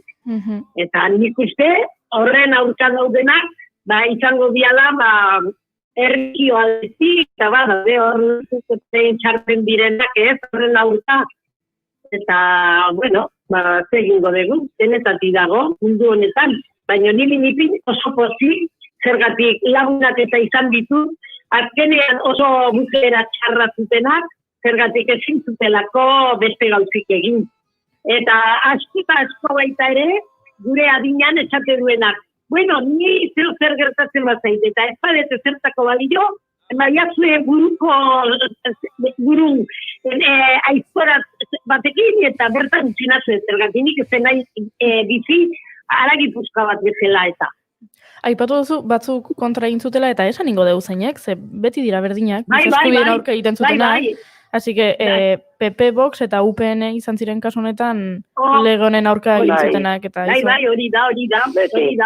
Beti berdin. Hala ere, akaso irakurri barra dago hemen, Marimi, tarteka bada ere giza eskubideen aurka egiten dutenak eta kasu batzuetan mintzat gutxiago direla, eta hori ere ospatu beharra dela, ez? Bueno, beti ez du horrelako garaipenik ospatzeko aukerarik izaten, beti ez du esaterik giza eskubideen alde egin dutela gehiengoek, ikusi besterik ez daukagu herri honen zapalkuntzan zenbagoza gertatu diren azken urtetan, eta duela gutxi jakinarazi behar izan dugun edo kontatu behar izan dugun bateragune kasuaren epaiketa hori, baina gutxienik gertatzen denean eta giza eskubideen aldeko botoak gehiago direnen ere, hor badago zerbait ospatzeko, ezta? Bai, nik zalantzari gabe. Gainera, ondo hiltzea eskubide bat da, ez da,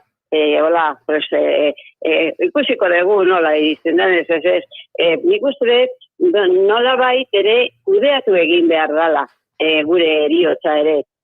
Batzutan, batean etortzen da, eta orduan, bueno, kudeak eta ez da landu behar, baina bestela oso hemen Euskal Herrian eta bere tesi doktoralean ere irakurri nuen eta grazi pizka bat ere egin zidan, gure herrian oso ongi bizi gera, baina hil oso gaizki hiltzen gera.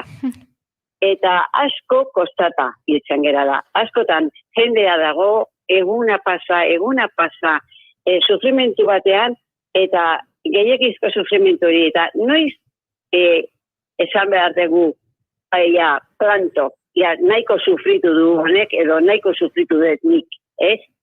Batez ere, norberak esan behar du, eta eskatu behar du, edo idatzi eta utzi behar du. Beraz, nik uste dut galdera hori denok egin beharko genukela ondo gauden bitartean. Eta nik pensatzen dut zerbait idaztea horri buruz ere ondo egon litzatekeela, jakiteko etxekoek zer nahiko genuken. naiz eta nik uste dut hori etxeetan hitz egiten dala askotan. Bueno, niri ez utzi hemen zea bezala, vegetal bat bezala, eta horrelako gauzak. Horregatik. Eta oso grazia handia egin zidan, bueno, grazia, espero nun oso normala, emakumeak oso aktiboak izan ziala, beti galderak eta egiten zizkienean. Oso aktiboak. Zergatik, emakumeak egon diralako, zaintza larrak gehienetan egiten. Eta ospitaletan ere, gehienetan medikua pasatzen zen, pasatzen da ikustera, baina gero gelditzen diranak zaintzen, eta gelditzen diranak injekzioa jartzen, eta gelditzen diranak ez dakiz zer ematen agotik, eta hori emakumeak izaten dira.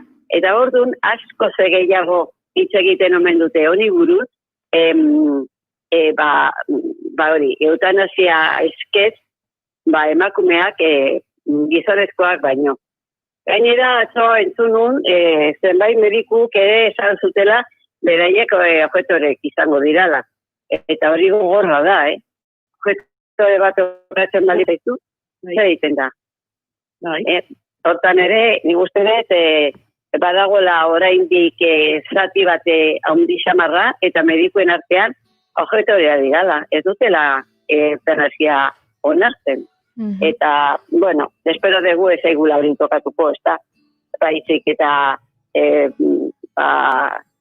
eskatzen badugu edo lako beharrean edo aurkitzen badin badugu gure burua, eta aurrera eramateko gure naia medikoak arkituko ditugula, nunbait. Eta gauza bat, graziosoa, iruditu zait oso pixka bat seriotasuna kaiari naiz eta serio izan beretan, kentzeko, iparraldeko emakumeen artean ere, inkesta handi bat egin omen zuen, eta badakizuten zer esaten zuten, noiz zitzaiela, nahiko sufrimentua ia bazala, eta ia horrekin bukatu behar zuela. Dodotiz behar zutenean. Ara? Hori omen zan muga. Baina gainera, batek, besteek eta beste askok esaten omen zuten. Bueno, guk pensatu dugu, gure etxean ere pizka bat honi buruz hitz egiten, ezagutu ditugula gure inguruan dodotizekin, baina gero, beste gauza asko ere egin zitzaketenak. Eta naiz eta dodotizekin ibili, baina iparraldeak hori jartzen omezuten muga bezala, batez ere emakumeak. Bueno, ezakiteri txispa pizka bat eman dite abirakurtzean eta esan dut, bueno, badu grazia, ez? Baina nik uste dut dotizekin ere oraindik bizi ditekela ondo xamar, atera daitekela kalera, ibili gaitezkela elkarrekin, jurun gaitezkela egunen batean irikitzen baldin badituzte jatetxeak lasai paskari bat egitera. Eta bueno, ez dakit. Nik uste dut hainbeste gauza daudela, baina hau oso garrantzitsua izan da, eta niri benetako lasaitasuna emantik, Geroa beste erabatean begiratzen dut hori atzotik aurrera. Azken, arratsaldeon, Kontxita eta Marimi. Azken finean hoxe da, libreak erabakitzeko azken erabaki hartu arte, ez? Gero, baita ere, gaitzakin ere, zertu indar da, ez bat egin behar dugu baita ere, zergatik, kontxiken du ez gaitz bat badauda, gaiz eta gaitz hori euki, ez dala hain larria, harinagoa dela, eta orduan badagoela disfrutatzea eta ondo pasatzea. Hori badakigu, horrekin ez da inor eutanasia etxartzea jungo, baina beste batzu badaude, oso larria direnak, eta beharrezkoa dutenak. Eta baita ere, nik ikusten dut, kontxik esaten zu bezala, zer idatzi beharko dala horretak, zergatik aurretik personak edo gaixotasuna daukanak idatzita uzten badu, askozaz errexago egiten zaio, eutanazio hori aurrera matea, eta lasaitasuna ipatu ez zute, Eta hoixe bea da ipatu duna Danel Lorente da Maribel Teia Etxeren semea, Maribelen familiak urteak damazki eutanasiaren defentsan lanean, eta bueno, atzo galdetu zioten legea onartu zenean, ze sentitu eta laitasuna eta pakea, esatez.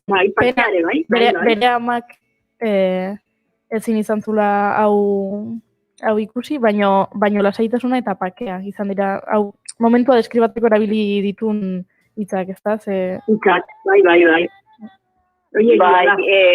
Baiezkoa atera zanean kongresoan, beraiek ikusten ari ziren kongresoan bertan, eta benetan baiezkoa atera zanen, bueno, ematen zuen, ez dakit realak edo gol bat izan, sartu izan baliz bezalaxe, izan zan bere bai, eta inbestainoko urteetan eskatzen bere ama bizizan bitartean, bai, eta gero hilda gero ere ze jarraipena izan duten. Nik uste dut oso garrantzitsuak izan dirala. Azken zinean, oin jarri bezaileko gu, bai ez da zun honi, izenak eta bizenak, eta pegiak, ez? Eta nik uste dut, merezi dutela gure eskerrona, benetan, horrela inbestainoko sinadura jasotzen eta nola funtzien kongresura, eta bere amaren horrez egin dute benetan, eta eskertzekoa da. Nik beste gauza bat ere egin nuen. Persona ikusten dira ez dutela ezer horrela fizikoki, baina tristura ikaragarria dutela. Eta orduan heriotza soziala deitzen diogu psikologoak eta heriotza soziala batera iritsi dirala. Eta orduan ez alda hori ere heriotza bat, edo heriotzaren nahia bat. Hor badaude, zenbait kantu aztertzeko eta gure bizitza gurea da eta ez da usufruktu bat. Eta nik uste dut erabakiak eta prozesuak oso garrantzitsuak dirala eta kudeatu egin behar dirala, lehen esan diodan bezala. Eta hemen lekukoa izan da, eutanasia hoize izango da, nik uste dut guri lasaitasuna emango digun zerbait. Kontxita, zerbait garrantzitsua gainea, bai. Entzulen artean baditugu. Noski medikuak ere badirenak, eta idatzi digute argitzearren, mediku batek objezio aukeratuko balu, horrek ez duela prozesua eteten, alegia, badirudi, eta oraindik gauza asko argitzeko daude, legea onartu berritan dagoelako, eta bar, eutanasia gauzatu alizateko, edo eskaera hori gauzatzeko, bi medikuen onespena behar dela. Alegia, batek objezioari helduko balio, beste bat bilatu beharko litzateke, baino luke horrek, legeak ez du behartzen medikua eutanasia gauzatzera, baina horrek ez du esan nahi batek objezio aukeratuta ere horrek etengo duenik eskubide hori. Ez dakite hori ote zen leheno Kontxita planteatzen zenuenaren zalantza edo, baino edo zein kasutan oso garbi geratu ez denez entzuleari argitzearen. Bai. Ja horrek beste ziurtasun bat ematen dizu, bi medikuok ere esaten balin badute, ja ezberdina da batek naiz eta ezekto esan. Baina nik uste dut eskubide badala hori argi dago, eta gaixotasun terminal batean zer esanik ez. Eta oraingoz lege honekin badirudi izango dela hilabete eta erdi edo eskatzen dan ezkerot. Nik uste dut gehiagi dala. Hilabete, ia ezinean dagoenean persona bat, hilabete bat eta erdi txoiten ez dakize erabakia egon beharko dute, egon beharko dugu. Nik uste dut gauzak harin egingo dela. Jarri dutela, bai. Bai, hori ikusteko dago, esaten dute apirialdean edo horrela jarriko dela legea, eta ikusi beharko da, ze gainera aipatu dute erkidego bakoitzak ebaluazio batzorde bat sortu beharko duela hau kudeatzeko, orduan ikusi beharko dugu. Baina zuek esaten zenutenaren arira, hasieran ere aipatu dugu, zoriondu nahi genituela lege lege hau aurrera ateratzea bidetu Aurrera duten dutenak. pertsonen lana, Hori da. eta aipatzea da, horiek ez direla politikariak, eta horiek ez direla alde bozka eman dutenak, hauek direla urteetan borrokan egon diren familiak, erakundeak, ez dakit Euskadin badago adibidez, Asociación Derecho a Morir, Dignitas, erakunde asko daude, eta zuk esan bezala izen abizenak dituela borroka honek. Alaren nire ustez, atzokoa, badauka balore simboliko bat, ez? Dala, gaur, etxe guztitan, ari gara honetaz hitz egiten, ez? Honi buruz hitz egiten. Gai tabu, gai potente, gai askotan eskutuan egon dela, eta nire ustez, albiste hau, segurazki egun belaunaldi ezberdinetako pertsonak egongo direla etxe guztitan, honi buruz hitz egiten gaur. Baina azpimarragarria da, eta nik uste oso eskertzekoa, horregatik akaso maite ditugu hainbeste, Kontxita eta Marimi zein gaia eurak posiziorik aurrerako jenean, ikuspegirik modernoenean, 20. mendeko lehen erdian jaiotakoak zarete biak, eta oraindik ere gure belaunaldietako pentsamoldeetan modernoen artean zaudete, aurrerako jenen artean, liberalen artean, freskoenen artean. Zuen gaztaroan berriz, ez zain errexea izango, argia, oso idia, argia izan dituzue beti. Bueno, bueno, las contestonas de Isertziguten guri. Bueno, las contestonas. Las protestonas y las salseras, protestonas y salseras, coño, bueno. Magiste eskolan eta nahiko zintxoa ginen, baina noizik eta behin eta zen ginen, ez da? Gero, gure bidetik, Gero izaten da hori, gero, bizitzak erakusten dizu, bizitzak esaten dizu, haizu hemendik, handi, venga.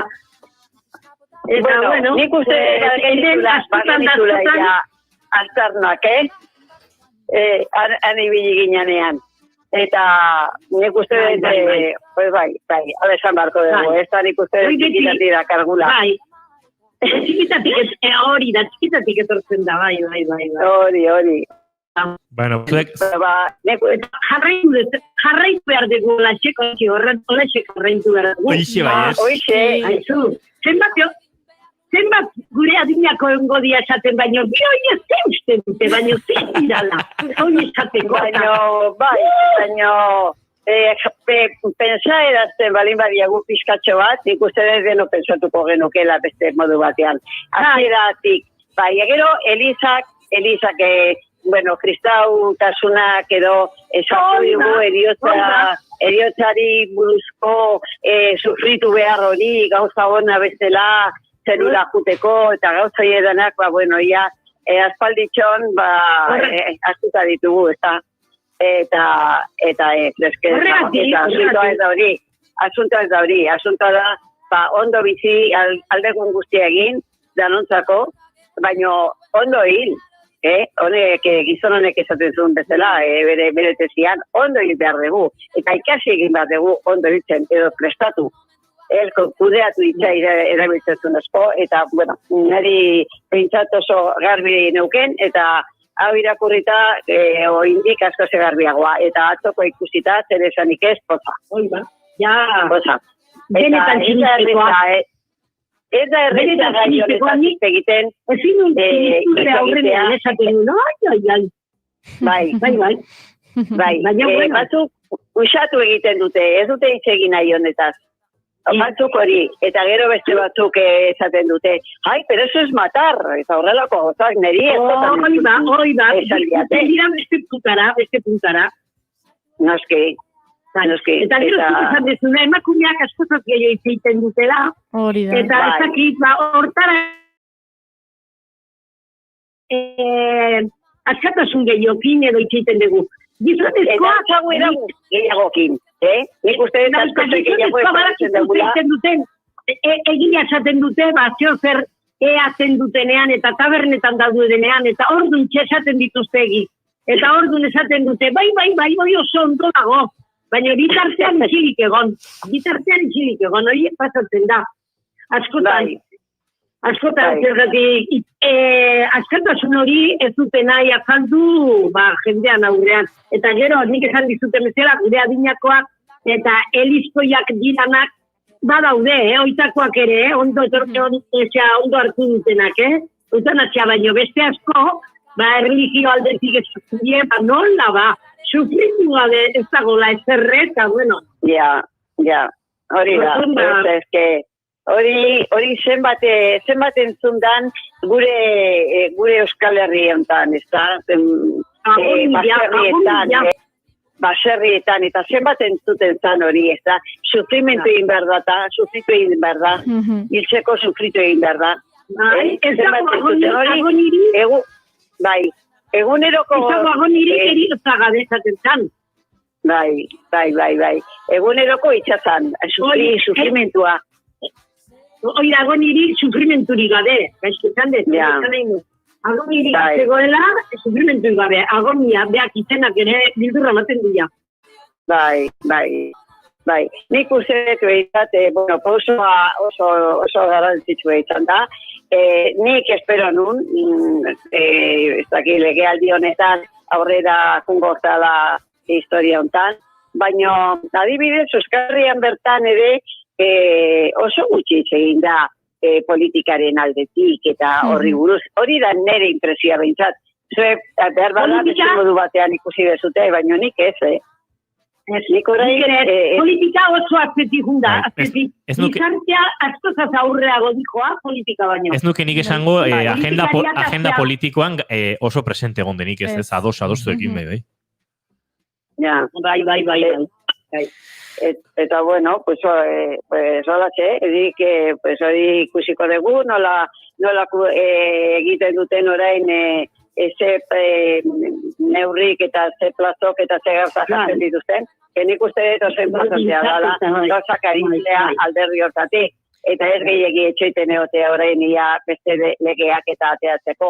Baina nik uste dut, hilabete eta erdi, persona sufrimentu batean bali badago eta ez derrepente batean baizik, eta lehendik etorriko zaio normalea sufrimentu, nahiko sufrimentua, eta erabakitzen dunean hori egitea, hilabete eta erdi etxoin behar izate hori, nik uste dut hori ez dala legezkoa, benetan. Baina las cosas de palacio van despacio. Espabilatu egin beharko ditugu, politikariak. Bai. Eta bueno, beira, azken finean famili horrek, Lorente famili horrek, zenbat lan egizote duen egin, hau lortzeko. Ez da beraie bakarrik izango. Badakiteri politikok eta sozialistak alderdi hortatik pensatzen dut eta ikusi da gero sozialista bakarrik, baizik eta beste gaineko asko eta asko, baina danak ezkerrekoak dira, ezkerraldekoak. Hori da. Eta eskubikoak beti gelditzen dira betikoan.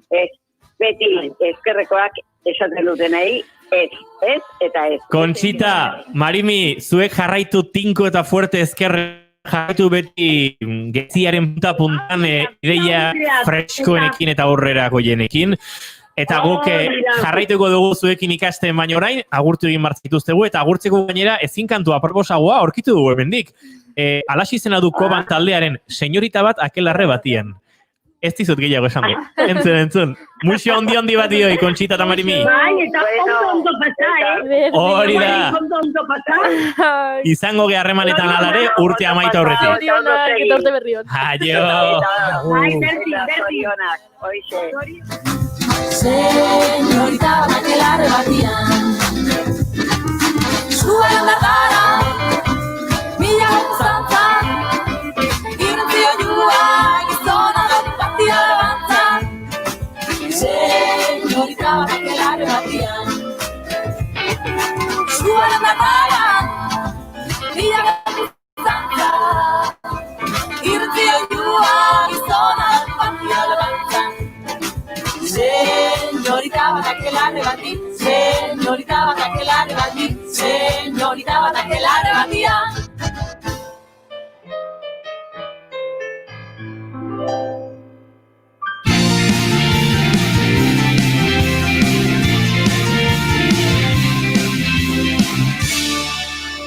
bigarrenak ez direlako beti okerrago.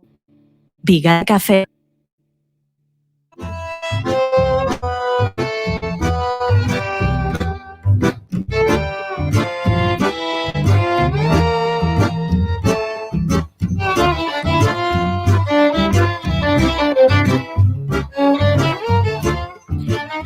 Gaur biolinistiko, akordeonistiko, modu askotara heiki gara eta gure hurrengo gonbidatuarekin ere modu askotara hitz egiteko bideak aurkituko ditugu. Gizarte antropologian graduatua da. Akaso antzerkiak badu antropologiatik asko, edo antropologiari erreparatuta antzerkiaren iraganari ere aurkituko genioke. Azalpenik, baina antzerki fisikoaren inguruko formakuntza burututa, etorri zen Buenos Aireseko Kabuya eskolatik, Jazz Lecoquen pedagogian oinarrituriko formakuntza eginda. Pedagogia bai eta terapia ere izpide.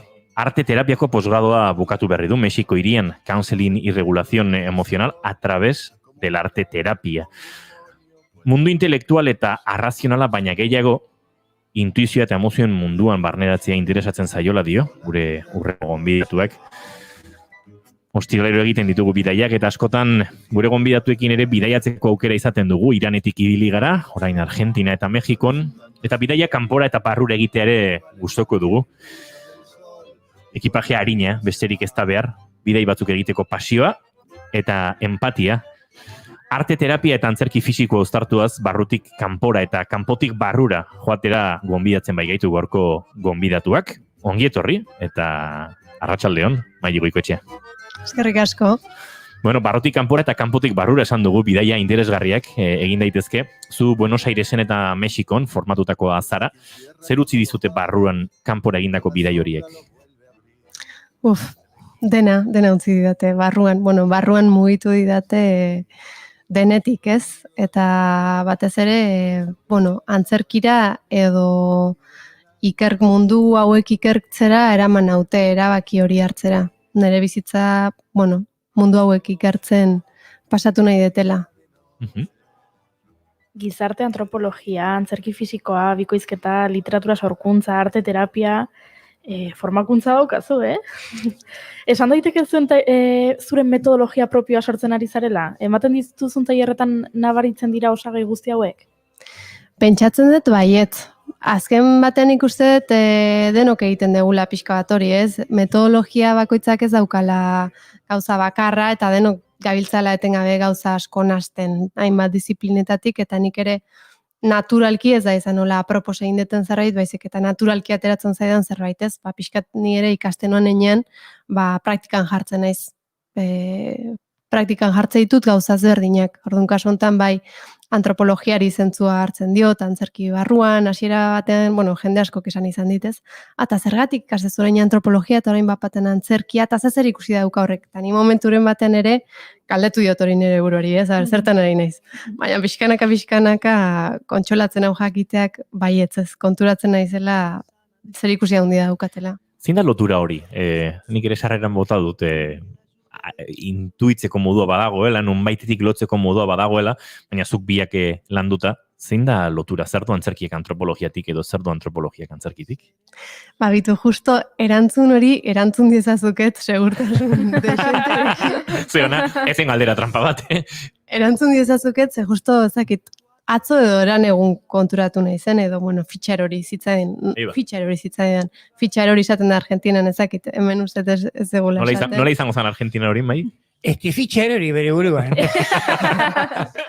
Bai, fitxar hori zait, edo inspirazioa eukidetez, batzutan eukitzen ditut momentu iluminatu batzuk, beste askotan ez, baina momentu iluminatu eukin orain dela gutxi, eta izan zen, justo txosten bat idazten nahi naiz Lecoquen pedagogiaren inguruan, eta, argi eta garbi izaten du Lecoque behintzatez, eta nik uste artista gehienok esango genukela, artearen ikerketa objektua giza natura dela, ez?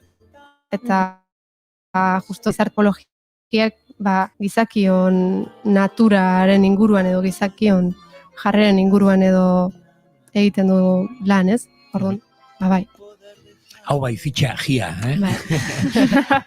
lehen Steve Biko edo Jean Genet aipatu ditugu, eta zapalduen alde egindako lana, bai Steve Bikoen kasuan edo Jean Geneten kasuan, Eta orain etorri zaite burura zure esaldi bat, Magi.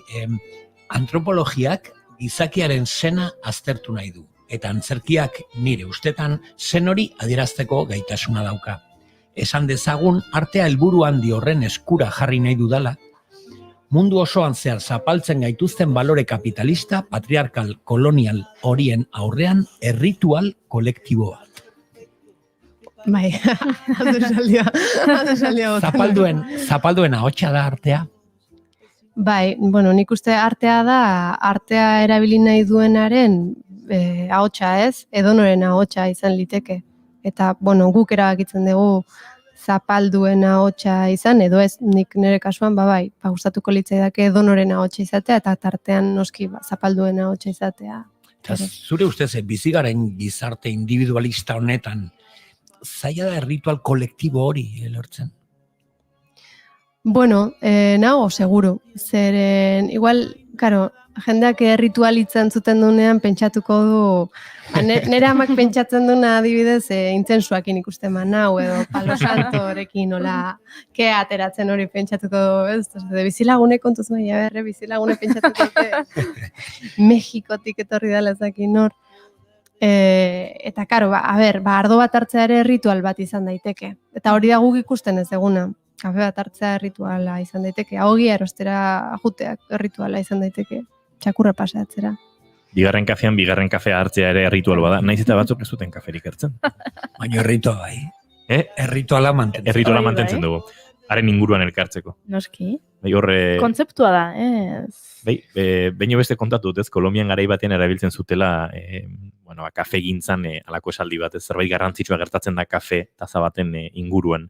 Eta hori izan zen garai bateko publizitate eta mundura, seguraski kafe gehien esportatzen duen herrialdearen posizionamendu marka, ez? Eta egia da, oraindik ere esaldi horri hartuta badagoela zerbait, ez? Eta nik askotan esaten elkartuko geha hor maitxoan kafea edo kolako, danako hartzen, ez? Azkenen garrantzitsuena ez da kafea, baino bai horren inguruan hartzen ditugun joerak, ez? Antzerki fisikoaren poetika izenburuarekin tailer berezi bat idatzen ari zara, Magi, zeri buruzko da, nolako zer da antzerki fisikoaren poetika izeneko tailer hori?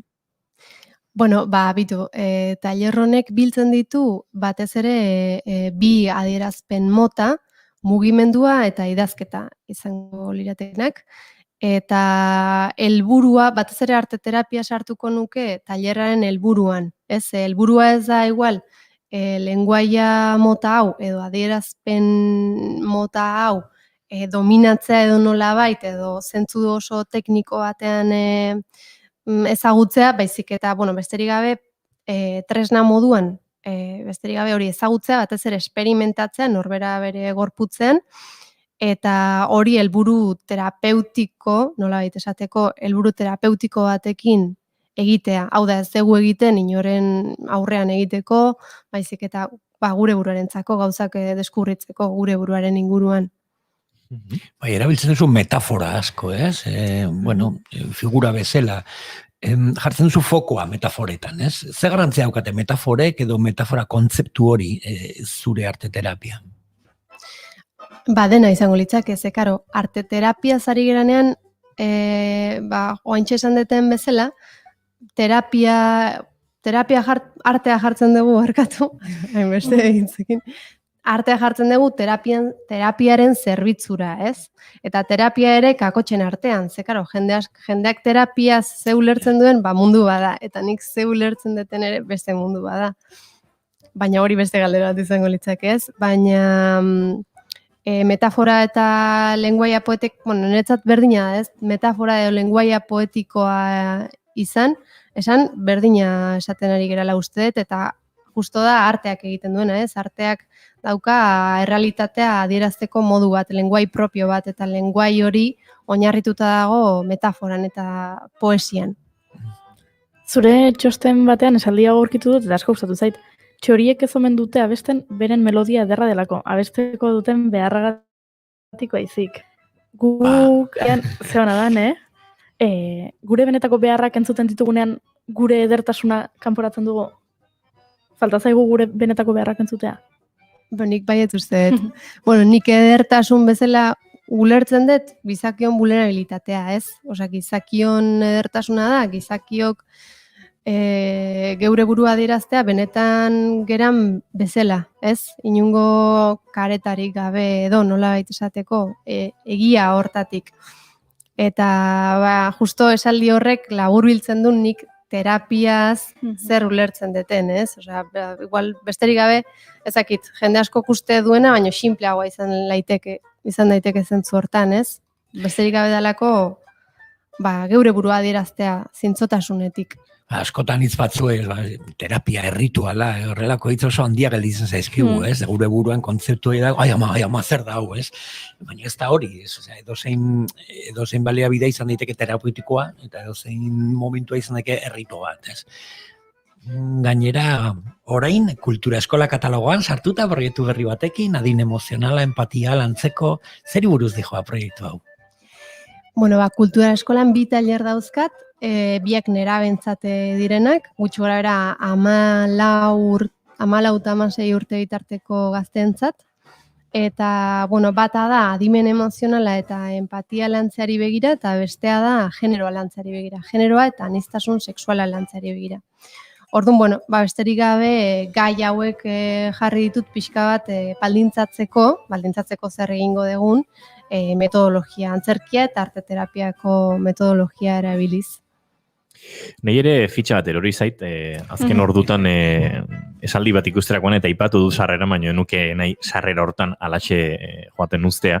Mundu intelektual eta arrazionala baino gehiago interesatzen zaio ikutxari intuizioa eta emozioen munduan barneratzea. Eta niri fitxa bat erori zait, ze beti ukidete, ez da egit, esaldi hau irakurri arte, hain garbi etzegoen inteligentzia ezberdinen dualidade hori horrez.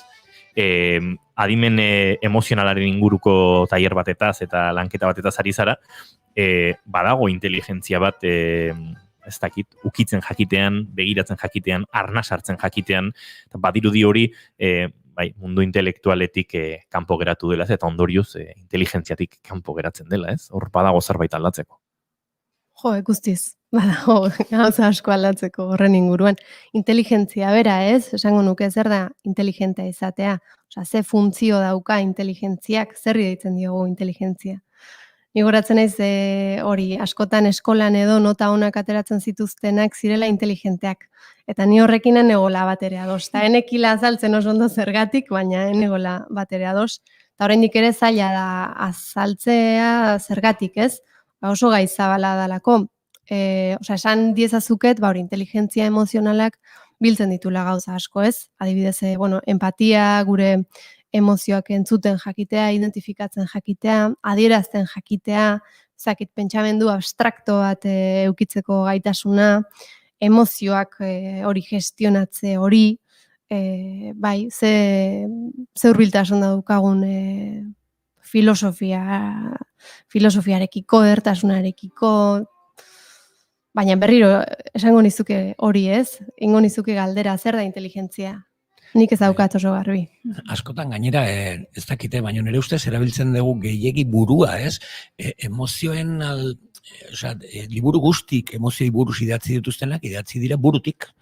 Ez dira espresatu emozionalki edo bioratik. Ni esko usta ez zait, adibidez, frantziarrek esate dute gogoratzea, ez dute ezaten burutik edo gogotik, esate dute rekordare, rekuore, berriro ekartzea bihotzara. Eta kontzeptu oso polita da emozioek lantzeko, ez? Gure inteligentzia bai ez dago bakarrik gure buruan, baizik eta gure gorputzean eta batez ere gure bihotzan, ez? Eta hor antzerkiak eta dantzak hartzen dute aldarrikapenaren ardatz bat edo oso berbaltzat ulertu dugun inteligentziaren gizarte batean, inteligentzia korporala esaterako ez da planteatu ere egiten, eta badago jendea korporalki ikaragarria dimentsua dena, ikaragarrizko gaitasuna duena emozioen transmisiorako, eta baita autoterapiarako, ez? Zenbat dantzarik, zenbat aktorek esaten dute, niretzat hau terapia da, niri honek aski egiten nau edo zoriontxe egiten nau, ez? Hortik ere badago, ez? Korporalidadetik eta. Bai, noski. Gorputzak esaten dizkigu, buruak esaten ez dizkigu hainbat gauza, ez? Niri gertatu zait, adibidez, igual norbaitekin hitz egiten egon, eta ez oso ondo sentitu, gorputzen sentitu tripak bueltaka, baina ez jakin razionalki zergatik den, ez? Osa, gaizki sentitu, eta pentsatu igual, pertsona honek ez didala oso ondo, ez nagoela oso ondo tratatzen, o enaizela ondo sentitzen, baina razionalki zaki zergatik. Hor badago intuiziotik. Bai, hori da. Bidaiatzean ere intuizio oso beharrezkoa da, jende asko ezagutzeko behar eta giroan murgiltzen gara, eta uste dut biziraupenetik ere baduela, akaso inteligentziak badu lotura biziraupenarekin, hori aztertzeko moduko litzateke, eta ezkara orain igual hain sakonean hasiko, baina biziraupen horretan gorputzak garatzen ditu, ez? Honik bintzat hori bizan, bidaiatzerakoan jende ezagutu eta intuizioa, eta askotan hizkuntza menderatzen ez duzun inguruetan, edo hizkuntza erabat ezagutzen ez duzun momentuetan, intuizioak berak esaten dizu, hemen zerbait ari da gertatzen, hemen energia honek nahasten du nere barrua eta badago zerbait, ez? Bizi izan duzuzuk bidaiatzean edo intuizio hori, gauzak hemendik ez dute joan behar hori? Bai, asko. Nik uste dut igual intuizioa eta emozioak eta beste zentzumen sakonago hauek edo ezoiko hauak diren hauek sentitzen ditugula krisi egoeratan. Eta bidaiatzak krisi egoera batean jartzen gaitu, ez ezagunera sartzen geralako. Orduan hor dena antenak askoz ere gehiago zabaltzen dira, eta bai, askotan gertatu zait, momentu baten esan, taksi hau hemen ez eta hartuko, arriskutsua eritzen zaidalako, edo gauza sinpleagokin baita ere, ez? Sentitu, zetela herri hontan gelditu nahi, eta beste herrira jo nahi detela. Argentinera bidaia, intuziotik sortutakoa zen?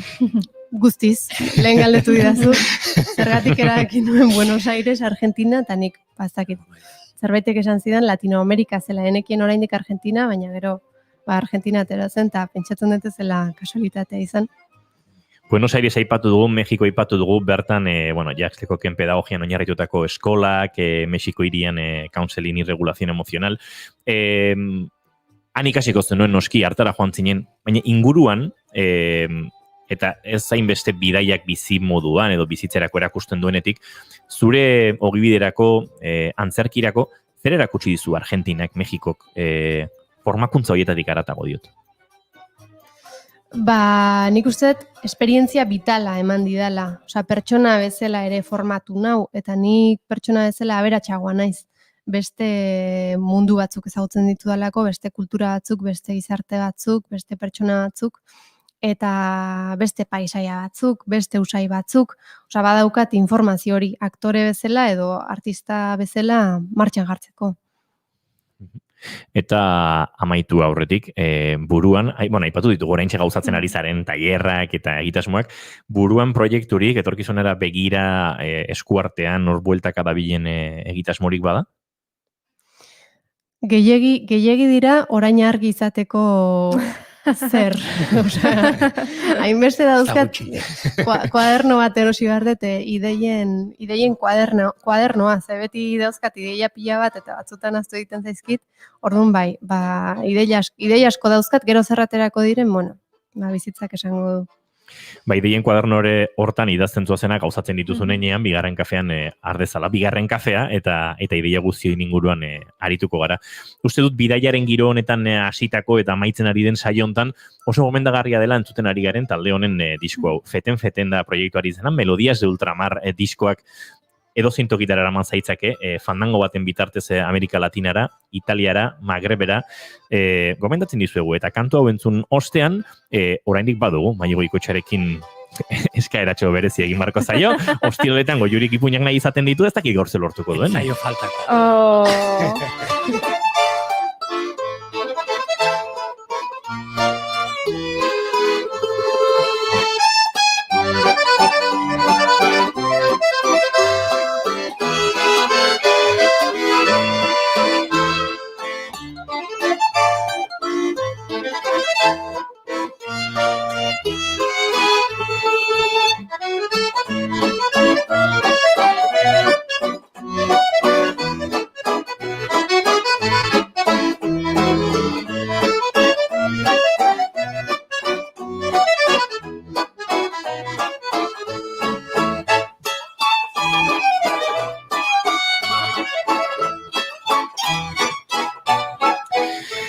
Horregatu dizugu, Goiurik bere eskaeratxoa behartzula, baina uste dut hainbeste poesi merarek ipuna olerki bihurtuko dela. poema Perfecto. bat, ez? Bai, oso ondo iritze zait, baina gozat esan behar dute, eh? Zer? Bueno, nik bai egia da, ostiraleko gonbidatuari ipuintxo bat eskatzen diot. Eta beti esaten dezute zuek, goiurik ipuina nahi du. Egia.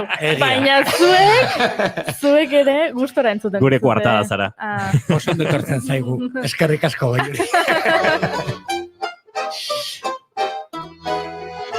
Bueno, gauza bat, a ber, Inigo, olerki bat, metafora, poesia, musika, akordeoiarekin laguntzen badiozu, ja gaurko saioa izten dugu ja baino. Ja, bueno. Haiz improvisatua, bida, akordoi badaukate menon. Aiba, norbaitek utzi du hemen akordeoi bat. Eba, saiatuko gora baia nola baite egin dezakegu.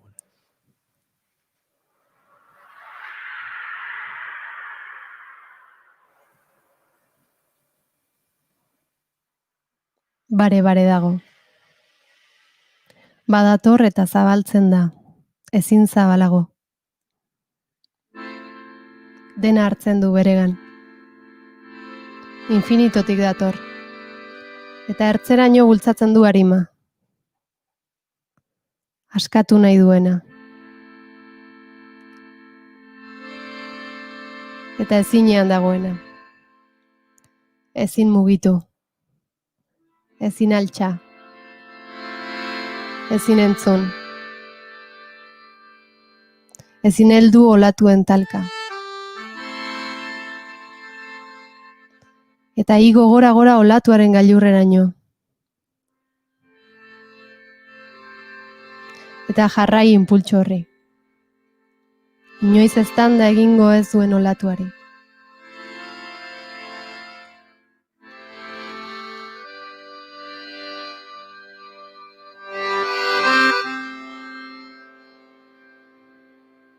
Baretu egiten baita, baretu berriz ere.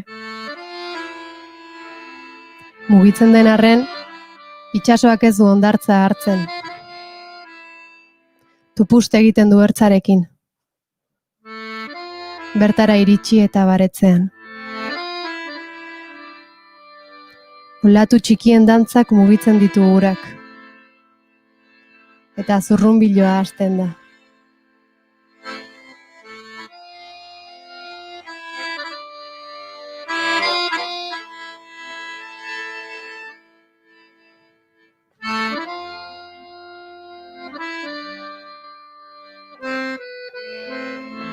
Baina ez da inoiz bere gorenera, bere izate indartsu eta astindura ailegatzen.